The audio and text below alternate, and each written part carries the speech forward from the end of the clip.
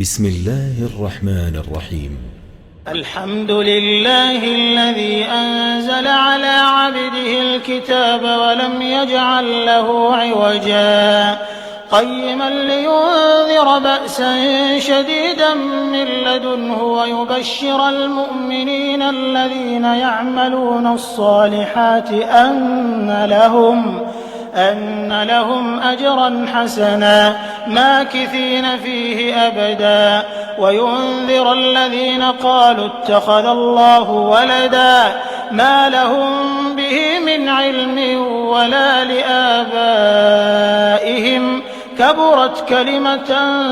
تخرج من أفواههم إن يقولون إلا كذبا فلعلك باخع نفسك على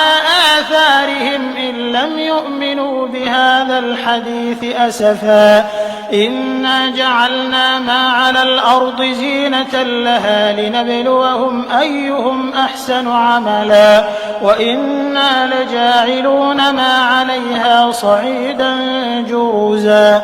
أم حسبت أن أصحاب الكهف والرقيم كانوا من آياتنا عجبا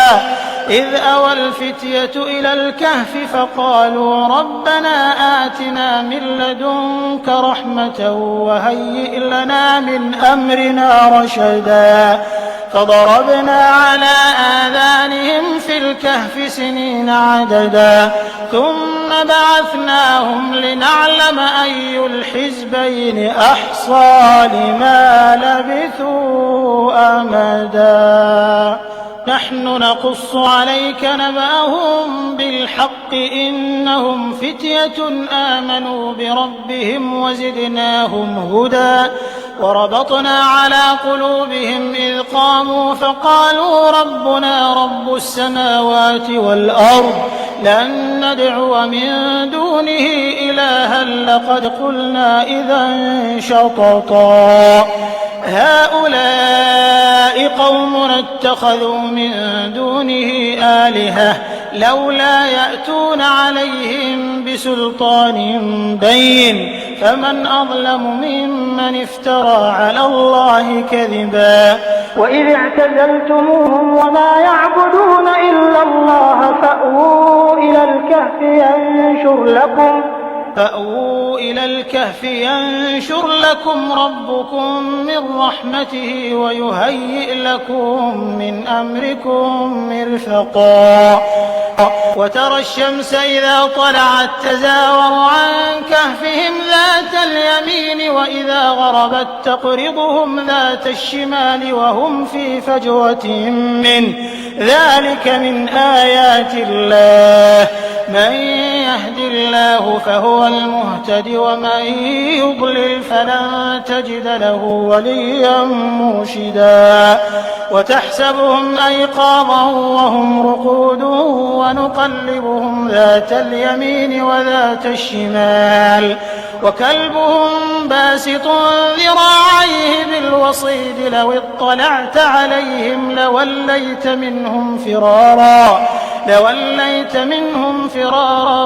ولملئت منهم رعبا وكذلك بعثناهم ليتساءلوا بينهم قال قائل منهم كم لبثتم قالوا لبثنا يوما أو بعض يوم قالوا ربكم أعلم بما لبثتم فبعثوا أحدكم بورقكم هذه إلى المدينة فلينظر أيها أزكى طعاما فليأتكم برزق منه وليتلطف ولا يشعرن بكم أحدا إنهم إن يظهروا عليكم يرجموكم أو يعيدوكم في ملتهم ولن تفلحوا إذا أبدا وكذلك أعثرنا عليهم ليعلموا أن وعد الله حق وأن الساعة لا ريب فيها إذ يتنازعون بينهم أمرهم فقالوا ابنوا عليهم بنيانا ربهم أعلم بهم قال الذين غلبوا على أمرهم لنتخذن عليهم مسجدا سيقولون 3 رابعهم كلبهم ويقولون 5 سادسهم كلبهم رجما بالغيب ويقولون 7 وثامنهم كلبهم قل ربي أعلم بعدتهم ما يعلمهم إلا قليل فلا تمار فيهم إلا مراء ظاهرا ولا تستفت فيهم منهم أحدا ولا تقولن لشيء إني فاعل ذلك غدا إلا أن يشاء الله واذكر ربك إذا نسيت وقل عسى أن يهديني ربي لأقرب من هذا رشدا ولبثوا في كهفهم 300 سنين وازدادوا 9 قل الله أعلم بما لبثوا له غيب السماوات والأرض أبصر به وأسمع ما لهم من دونه من ولي ولا يشرك في حكمه أحدا واتل ما أوحي إليك من كتاب ربك لا مبدل لكلماته ولن تجد من دونه ملتحدا واصبر نفسك مع الذين يدعون ربهم بالغداة والعشي يريدون وجهه ولا تعد عيناك عنهم تريد زينة الحياة الدنيا ولا تطع من أغفلنا قلبه عن ذكرنا واتبع هواه وكان أمره فرطا وقل الحق من ربكم فمن شاء فليؤمن ومن شاء فليكفر إنا أعتدنا للظالمين نارا أحاط بهم سرادقها وإن يستغيثوا يغاثوا بماء كالمهل يشوي الوجوه بئس الشراب وساءت مرتفقا إن الذين آمنوا وعملوا الصالحات إنا لا نضيع أجر من أحسن عملا أولئك لهم جنات عدن تجري من تحتهم الأنهار يحلون فيها من أساور من ذهب ويلبسون ثيابا خضرا من سندس واستبرق متكئين فيها على الأرائك نعم الثواب وحسنت مرتفقا واضرب لهم مثل الرجلين جعلنا لأحدهما جنتين من أعناب وحففناهما بنخل وجعلنا بينهما زرعا كلتا الجنتين آتت أكلها ولم تظلم منه شيئا وفجرنا خلالهما نهرا وكان له ثمر فقال لصاحبه وهو يحاوره أنا أكثر منك مالا وأعز نفرا ودخل جنته وهو ظالم لنفسه قال ما أظن أن تبيد هذه أبدا وما أظن الساعة قائمة ولئن رددت إلى ربي لأجدن خيرا منها منقلبا قال له صاحبه وهو يحاوره أكفرت بالذي خلقك من تراب ثم من نطفة ثم سواك رجلا لكن هو الله ربي ولا أشرك بربي أحدا ولولا إذ دخلت جنتك قلت ما شاء الله لا قوة إلا بالله إن ترني أقل منك مالا وولدا فعسى ربي أن يؤتيني خيرا من جنتك ويرسل عليها حسبانا من السماء فتصبح صعيدا زلقا أو يصبح ماؤها غورا فلن تستطيع له طلبا وأحيط بثمره فأصبح يقلب كفيه على ما أنفق فيها وهي خاوية على عروشها ويقول يا ليتني لم أشرك بربي أحدا ولم تكن له فئة ينصرونه من دون الله وما كان منتصرا هنالك الولاية لله الحق هو خير ثوابا وخير عقبا واضرب لهم مثل الحياة الدنيا كماء إن أنزلناه من السماء فاختلط به نبات الأرض فأصبح هشيما تذروه الرياح وكان الله على كل شيء مقتدرا المال والبنون زينة الحياة الدنيا والباقيات الصالحات خير عند ربك ثوابا وخير أملا ويوم نسير الجبال وترى الأرض بارزة وحشرناهم فلم نغادر منهم أحدا وعرضوا على ربك صفا لقد جئتمونا كما خلقناكم أول مرة بل زعمتم أن لن نجعل لكم موعدا ووضع الكتاب فترى المجرمين مشفقين مما فيه ويقولون يا ويلتنا ما لهذا الكتاب لا يغادر صغيرة ولا كبيرة إلا أحصاها ووجدوا ما عملوا حاضرا ولا يظلم ربك أحدا وإذ قلنا للملائكة اسجدوا لآدم فسجدوا إلا إبليس كان من الجن ففسق عن أمر ربه أفتتخذونه وذريته أولياء من دوني وهم لكم عدو بئس للظالمين بدلا ما أشهدتهم خلق السماوات والأرض ولا خلق أنفسهم وما كنت متخذ المضلين عضدا ويوم يقول نادوا شركائي الذين زعمتم فدعوهم فلم يستجيبوا لهم وجعلنا بينهم موبقا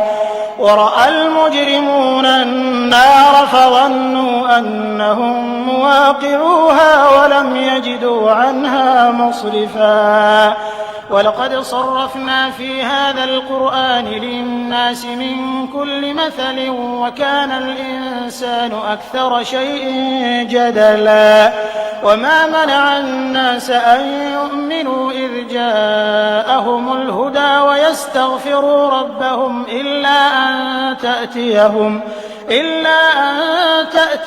سنة الأولين أو يأتيهم العذاب قبلا وما نرسل المرسلين إلا مبشرين ومنذرين ويجادل الذين كفروا بالباطل ليدحضوا به الحق واتخذوا آياتي وما أنذروا هزوا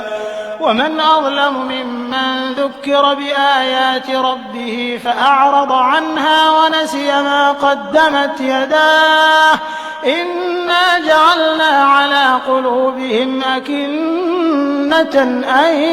يفقهوا وفي آذانهم وقرا وإن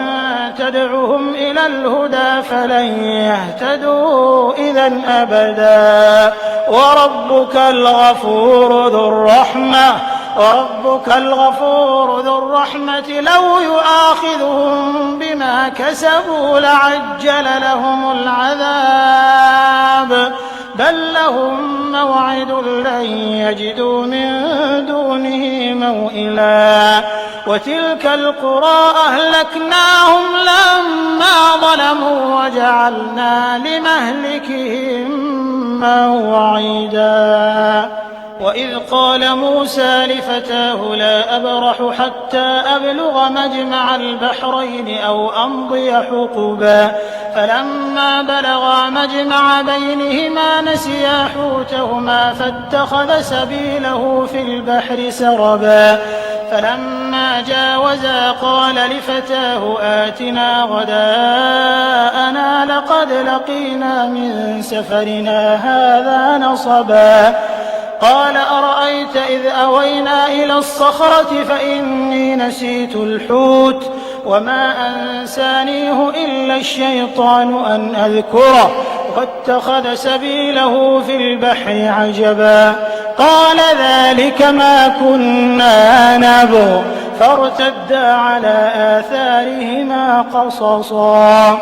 فوجدا عبدا من عبادنا آتيناه رحمة من عندنا وعلمناه من لدنا علما قال له موسى هل أتبعك على أن تعلمني مما علمت رشدا قال إنك لن تستطيع معي صبرا وكيف تصبر على ما لم تحط به خبرا قال ستجدني إن شاء الله صابرا ولا أعصي لك أمرا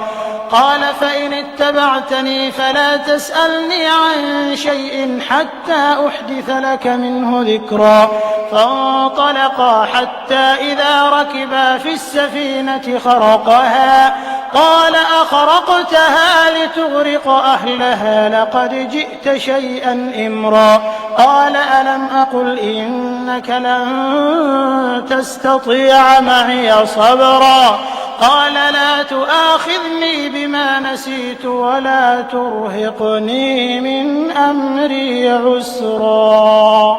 فانطلقا حتى إذا لقيا غلاما فقتله قال أقتلت نفسا زكية بغير نفس لقد جئت شيئا نكرا قال ألم أقل لك إنك لن تستطيع معي صبرا قال إن سألتك عن شيء بعدها فلا تصاحبني قد بلغت من لدني عذرا فانطلقا حتى إذا أتيا أهل قرية استطعما أهلها فأبوا أن يضيفوهما فوجدا فيها جدارا يريد أن ينقض فأقامه قال لو شئت لاتخذت عليه أجرا قال هذا فراق بيني وبينك سأنبئك بتأويل ما لم تستطع عليه صبرا أما السفينة فكانت لمساكين يعملون في البحر فأردت أن أعيبها وكان وراءهم ملك يأخذ كل سفينة غصبا وأما الغلام فكان أبواه مؤمنين فخشينا أن يرهقهما طغيانا وكفرا فأردنا أن يبدلهما ربهما خيرا منه زكاة وأقرب رحما وأما الجدار فكان لغلامين يتيمين في المدينة وكان تحته كنز لهما وكان أبوهما صالحا فأراد ربك أن يبلغا أشدهما ويستخرجا كنزهما رحمة من ربك وما فعلته عن أمري ذلك تأويل ما لم تسطع عليه صبرا ويسألونك عن ذي القرنين قل سأتلو عليكم منه ذكرا إنا مكنا له في الأرض وآتيناه من كل شيء سببا فأتبع سببا حتى إذا بلغ مغرب الشمس وجدها تغرب في عين حمئة ووجد عندها قوما قلنا يا ذا القرنين إما أن تعذب وإما أن تتخذ فيهم حسنا قال أما من ظلم فسوف نعذبه ثم يرد إلى ربه فيعذبه عذابا نكرا وأما من آمن وعمل صالحا فله جزاء الحسنى وسنقول له من أمرنا يسرا ثم أتبع سببا حتى إذا بلغ مطلع الشمس وجدها تطلع على قوم لم نجعل لهم من دونها سترا كذلك وقد أحطنا بما لديه خبرا ثم أتبع سببا حتى إذا بلغ بين السدين وجد من دونهما قوما لا يكادون يفقهون قولا قالوا يا ذا القرنين إن يأجوج ومأجوج مفسدون في الأرض فهل نجعل لك خرجا على أن تجعل بيننا وبينهم سدا قال ما مكني فيه ربي خير فأعينوني بقوة أجعل بينكم وبينهم ردما آتوني زبر الحديد حتى إذا ساوى بين الصدفين قال انفخوا حتى إذا جعله نارا قال آتوني أفرغ عليه قطرا فما استطاعوا أن يظهروه وما استطاعوا له نقبا قال هذا رحمة من ربي فإذا جاء وعد ربي جعله دكاء وكان وعد ربي حقا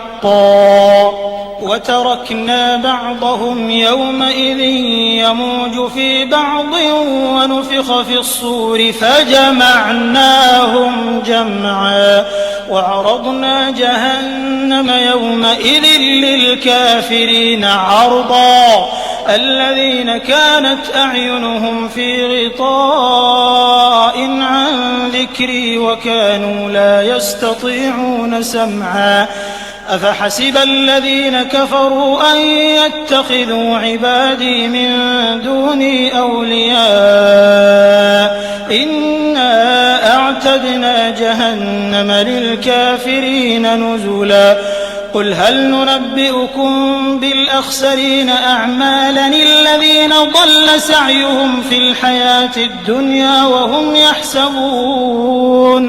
وهم يحسبون أنهم يحسنون صنعا أولئك الذين كفروا بآيات ربهم ولقائه فحبطت أعمالهم فلا نقيم لهم يوم القيامة وزنا ذلك جزاؤهم جهنم بما كفروا واتخذوا آياتي ورسلي هزوا إن الذين آمنوا وعملوا الصالحات كانت لهم جنات الفردوس نزلا خالدين فيها لا يبغون عنها حولا قل لو كان البحر مدادا لكلمات ربي لنفد البحر قبل أن تنفد كلمات ربي ولو جئنا بمثله مددا قل إنما أنا بشر مثلكم يوحى إلي أنما إلهكم إله واحد فمن كان يرجو لقاء ربه فليعمل فليعمل عملا صالحا ولا يشرك بعبادة ربه أحدا. بسم الله الرحمن الرحيم. الحمد لله الذي أنزل على عبده الكتاب ولم يجعل له عوجا قيما لينذر بأسا شديدا من لدنه ويبشر المؤمنين الذين يعملون الصالحات أن لهم أجرا حسنا ماكثين فيه أبدا وينذر الذين قالوا اتخذ الله ولدا ما لهم به من علم ولا لآبائهم كبرت كلمة تخرج من أفواههم إن يقولون إلا كذبا فلعلك باخع نفسك على آثارهم إن لم يؤمنوا بهذا الحديث أسفا إنا جعلنا ما على الأرض زينة لها لنبلوهم أيهم أحسن عملا وإنا لجاعلون ما عليها صعيدا جرزا أم حسبت أن أصحاب الكهف والرقيم كانوا من آياتنا عجبا إذ أوى الفتية إلى الكهف فقالوا ربنا آتنا من لدنك رحمة وهيئ لنا من أمرنا رشدا فضربنا على آذانهم في الكهف سنين عددا ثم بعثناهم لنعلم أي الحزبين أحصى لما لبثوا أمدا نحن نقص عليك نبأهم بالحق إنهم فتية آمنوا بربهم وزدناهم هدى وربطنا على قلوبهم إذ قاموا فقالوا ربنا رب السماوات والأرض لن ندعو من دونه إلها لقد قلنا إذا شططا هؤلاء قومنا اتخذوا من دونه آلهة لولا يأتون عليهم بسلطان بين فمن أظلم ممن افترى على الله كذبا وإذ اعتزلتموهم وما يعبدون إلا الله فأووا إلى الكهف ينشر لكم ربكم من رحمته ويهيئ لكم من أمركم مرفقا وترى الشمس إذا طلعت تزاور عن كهفهم ذات اليمين وإذا غربت تقرضهم ذات الشمال وهم في فجوة منه ذلك من آيات الله من يهد الله فهو المهتد ومن يضلل فلن تجد له وليا مرشدا وتحسبهم أيقاظا وهم رقود ونقلبهم ذات اليمين وذات الشمال وكلبهم باسط ذراعيه بالوصيد لو اطلعت عليهم لوليت منهم فرارا ولملئت منهم رعبا وكذلك بعثناهم ليتساءلوا بينهم قال قائل منهم كم لبثتم قالوا لبثنا يوما أو بعض يوم قالوا ربكم أعلم بما لبثتم فابعثوا أحدكم بورقكم هذه إلى المدينة فلينظر أيها أزكى طعاما فليأتكم برزق منه وليتلطف ولا يشعرن بكم أحدا إنهم إن يظهروا عليكم يرجموكم أو يعيدوكم في ملتهم ولن تفلحوا إذا أبدا وكذلك أعثرنا عليهم ليعلموا أن وعد الله حق وأن الساعة لا ريب فيها إذ يتنازعون بينهم أمرهم فقالوا ابنوا عليهم بنيانا ربهم أعلم بهم قال الذين غلبوا على أمرهم لنتخذن عليهم مسجدا سيقولون ثلاثة رابعهم كلبهم ويقولون خمسة سادسهم كلبهم رجما بالغيب ويقولون سبعة وثامنهم كلبهم قل ربي أعلم بعدتهم ما يعلمهم إلا قليل فلا تمار فيهم إلا مراء ظاهرا ولا تستفت فيهم منهم أحدا ولا تقولن لشيء إني فاعل ذلك غدا إلا أن يشاء الله واذكر ربك إذا نسيت وقل عسى أن يهديني ربي لأقرب من هذا رشدا ولبثوا في كهفهم 300 سنين وازدادوا 9 قل الله أعلم بما لبثوا له غيب السماوات والأرض أبصر به وأسمع ما لهم من دونه من ولي ولا يشرك في حكمه أحدا واتل ما أوحي إليك من كتاب ربك لا مبدل لكلماته ولن تجد من دونه ملتحدا واصبر نفسك مع الذين يدعون ربهم بالغداة والعشي يريدون وجهه ولا تعد عيناك عنهم تريد زينة الحياة الدنيا ولا تطع من أغفلنا قلبه عن ذكرنا واتبع هواه وكان أمره فرطا وقل الحق من ربكم فمن شاء فليؤمن ومن شاء فليكفر إنا أعتدنا للظالمين نارا أحاط بهم سرادقها وإن يستغيثوا يغاثوا بماء كالمهل يشوي الوجوه بئس الشراب وساءت مرتفقا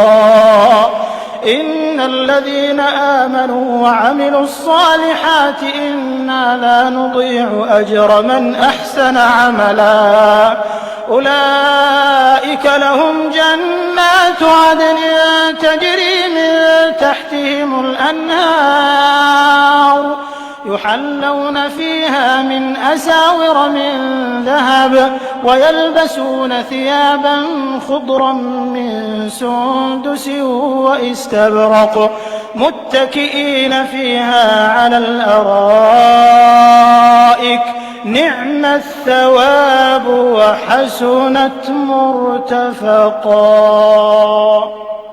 واضرب لهم مثل الرجلين جعلنا لأحدهما جنتين من أعناب وحففناهما بنخل وجعلنا بينهما زرعا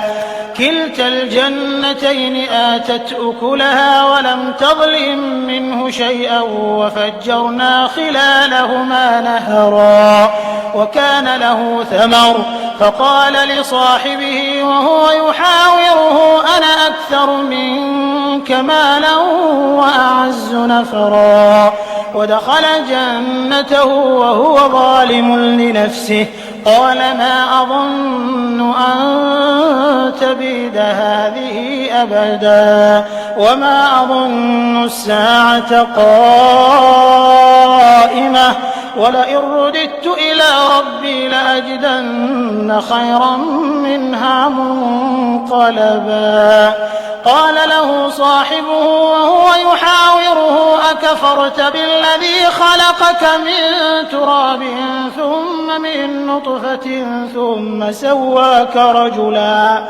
لكن هو الله ربي ولا أشرك بربي أحدا ولولا إذ دخلت جنتك قلت ما شاء الله لا قوة إلا بالله إن ترني أنا أقل منك مالا وولدا فعسى ربي أن يؤتيني خيرا من جنتك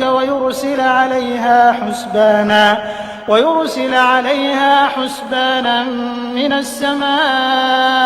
فتصبح صعيدا زلقا أو يصبح ماؤها غورا فلن تستطيع له طلبا وأحيط بثمره فأصبح يقلب كفيه على ما أنفق فيها وهي خاوية على عروشها ويقول يا ليتني لم أشرك بربي أحدا ولم تكن له فئة ينصرونه من دون الله وما كان منتصرا هنالك الولاية لله الحق هو خير ثوابا وخير عقبا واضرب لهم مثل الحياة الدنيا كماء إن أنزلناه من السماء فاختلط به نبات الأرض فأصبح هشيما تذروه الرياح وكان الله على كل شيء مقتدرا المال والبنون زينة الحياة الدنيا والباقيات الصالحات خير عند ربك ثوابا وخير أملا ويوم نسير الجبال وترى الأرض بارزة وحشرناهم فلم نغادر منهم أحدا وعرضوا على ربك صفا لقد جئتمونا كما خلقناكم أول مرة بل زعمتم أن لن نجعل لكم موعدا ووضع الكتاب فترى المجرمين مشفقين مما فيه ويقولون يا ويلتنا ما لهذا الكتاب لا يغادر صغيرة ولا كبيرة إلا أحصاها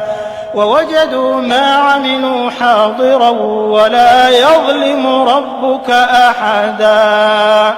وإذ قلنا للملائكة اسجدوا لآدم فسجدوا إلا إبليس كان من الجن ففسق عن أمر ربه أفتتخذونه وذريته أولياء من دوني وهم لكم عدو بئس للظالمين بدلا ما أشهدتهم خلق السماوات والأرض ولا خلق أنفسهم وما كنت متخذ المضلين عضدا ويوم يقول نادوا شركائي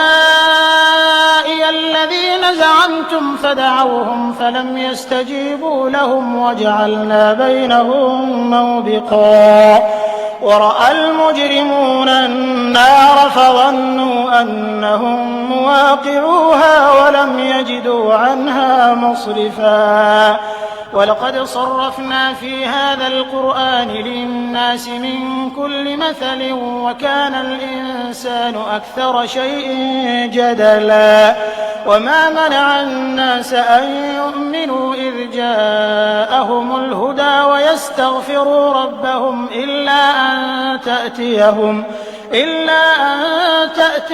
سنة الأولين أو يأتيهم العذاب قبلا وما نرسل المرسلين إلا مبشرين ومنذرين ويجادل الذين كفروا بالباطل ليدحضوا به الحق واتخذوا آياتي وما أنذروا هزوا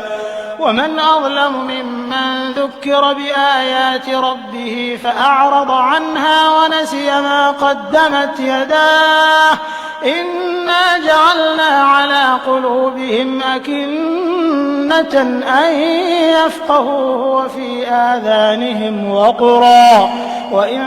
تدعهم إلى الهدى فلن يهتدوا إذا أبدا وربك الغفور ذو الرحمة لو يؤاخذهم بما كسبوا لعجل لهم العذاب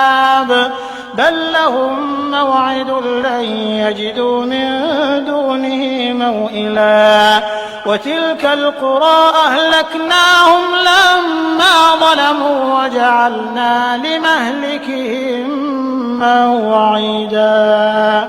وإذ قال موسى لفتاه لا أبرح حتى أبلغ مجمع البحرين أو أمضي حقبا فلما بلغا مجمع بينهما نسيا حوتهما فاتخذ سبيله في البحر سربا فلما جاوزا قال لفتاه آتنا غداءنا لقد لقينا من سفرنا هذا نصبا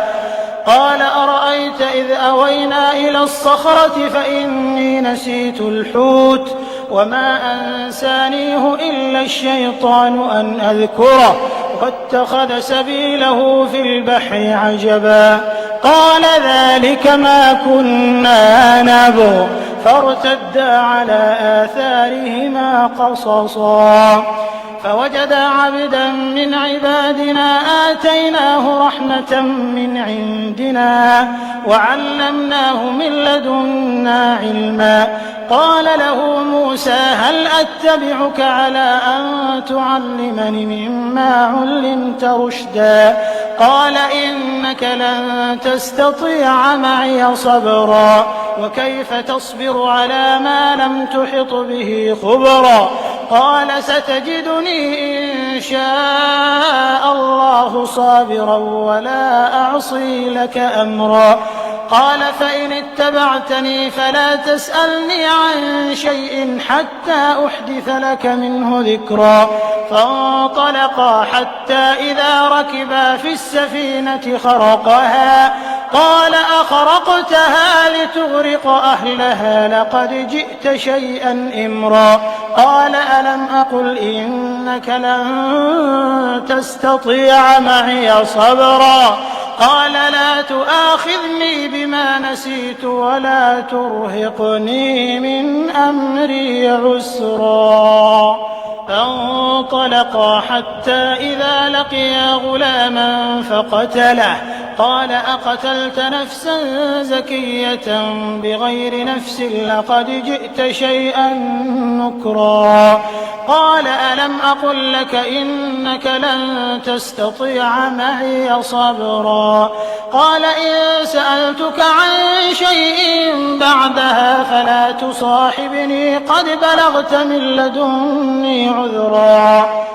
فانطلقا حتى إذا أتيا أهل قرية استطعما أهلها فأبوا أن يضيفوهما فوجدا فيها جدارا يريد أن ينقض فأقامه قال لو شئت لاتخذت عليه أجرا قال هذا فراق بيني وبينك سأنبئك بتأويل ما لم تستطع عليه صبرا أما السفينة فكانت لمساكين يعملون في البحر فأردت أن أعيبها وكان وراءهم ملك يأخذ كل سفينة غصبا وأما الغلام فكان أبواه مؤمنين فخشينا أن يرهقهما طغيانا وكفرا فأردنا أن يبدلهما ربهما خيرا منه زكاة وأقرب رحما وأما الجدار فكان لغلامين يتيمين في المدينة وكان تحته كنز لهما وكان أبوهما صالحا فأراد ربك أن يبلغا أشدهما ويستخرجا كنزهما رحمة من ربك وما فعلته عن أمري ذلك تأويل ما لم تسطع عليه صبرا ويسألونك عن ذي القرنين قل سأتلو عليكم منه ذكرا إنا مكنا له في الأرض وآتيناه من كل شيء سببا فأتبع سببا حتى إذا بلغ مغرب الشمس وجدها تغرب في عين حمئة ووجد عندها قوما قلنا يا ذا القرنين إما أن تعذب وإما أن تتخذ فيهم حسنا قال أما من ظلم فسوف نعذبه ثم يرد إلى ربه فيعذبه عذابا نكرا وأما من آمن وعمل صالحا فله جزاء الحسنى وسنقول له من أمرنا يسرا ثم أتبع سببا حتى إذا بلغ مطلع الشمس وجدها تطلع على قوم لم نجعل لهم من دونها سترا كذلك وقد أحطنا بما لديه خبرا ثم أتبع سببا حتى إذا بلغ بين السدين وجد من دونهما قوما لا يكادون يفقهون قولا قالوا يا ذا القرنين إن يأجوج ومأجوج مفسدون في الأرض فهل نجعل لك خرجا على أن تجعل بيننا وبينهم سدا قال ما مكني فيه ربي خير فأعينوني بقوة أجعل بينكم وبينهم ردما آتوني زبر الحديد حتى إذا ساوى بين الصدفين قال انفخوا حتى إذا جعله نارا قال آتوني أفرغ عليه قطرا فما استطاعوا أن يظهروه وما استطاعوا له نقبا قال هذا رحمة من ربي فإذا جاء وعد ربي جعله دكا وكان وعد ربي حقا وتركنا بعضهم يومئذ يموج في بعض ونفخ في الصور فجمعناهم جمعا وعرضنا جهنم يومئذ للكافرين عرضا الذين كانت أعينهم في غطاء عن ذكري وكانوا لا يستطيعون سمعا أفحسب الذين كفروا أن يتخذوا عبادي من دوني أولياء إنا أعتدنا جهنم للكافرين نزلا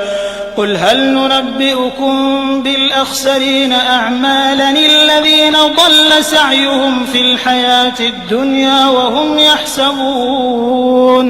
وهم يحسبون أنهم يحسنون صنعا أولئك الذين كفروا بآيات ربهم ولقائه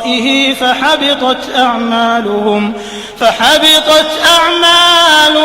فلا نقيم لهم يوم القيامة وزنا ذلك جزاؤهم جهنم بما كفروا واتخذوا آياتي ورسلي هزوا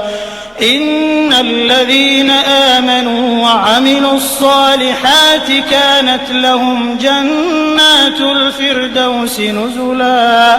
خالدين فيها لا يبغون عنها حولا قل لو كان البحر مدادا لكلمات ربي لنفد البحر قبل أن تنفد كلمات ربي ولو جئنا بمثله مددا قل إنما أنا بشر مثلكم يوحى إلي أنما إلهكم إله واحد شديد فمن كان يرجو لقاء ربه فليعمل عملا صالحا ولا يشرك بعبادة ربه أحدا.